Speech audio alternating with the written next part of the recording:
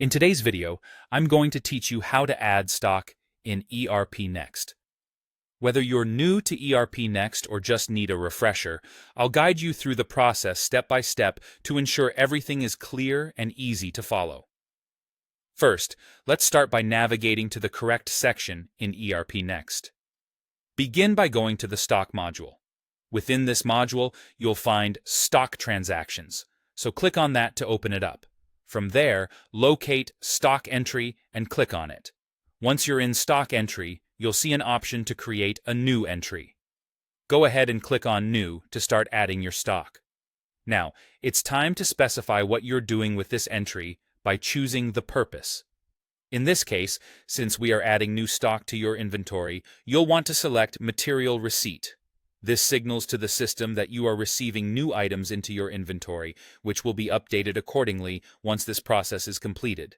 Next, consider checking the Is Opening option if this entry represents your opening stock.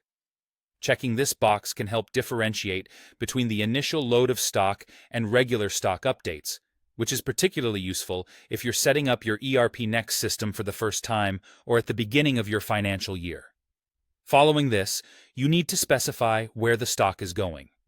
Use the Target Warehouse field to enter the warehouse location where this new stock will be stored.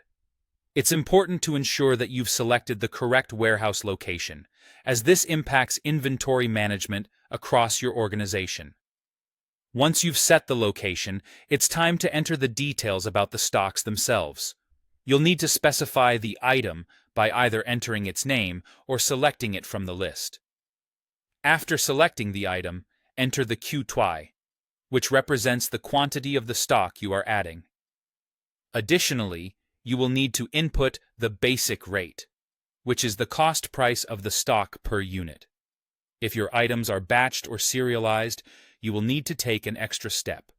For batched or serialized items, make sure to pick from existing batches or serialized numbers, or, if necessary, create new batch or serial tags. Proper batching or serialization enhances traceability and ensures that the stock can be accurately tracked throughout its life cycle. Finally, after everything is filled out and checked for accuracy, you're ready to wrap up the process. Click on Save to ensure all your data is securely stored. Once saved, hit Submit. This action will record the stock you've added and automatically generate necessary accounting entries.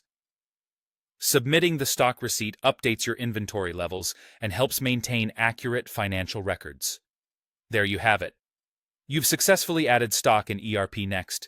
Keep this video handy for future stock entries and don't hesitate to revisit it if you need another walkthrough. Thank you for watching, and I hope you found this tutorial useful.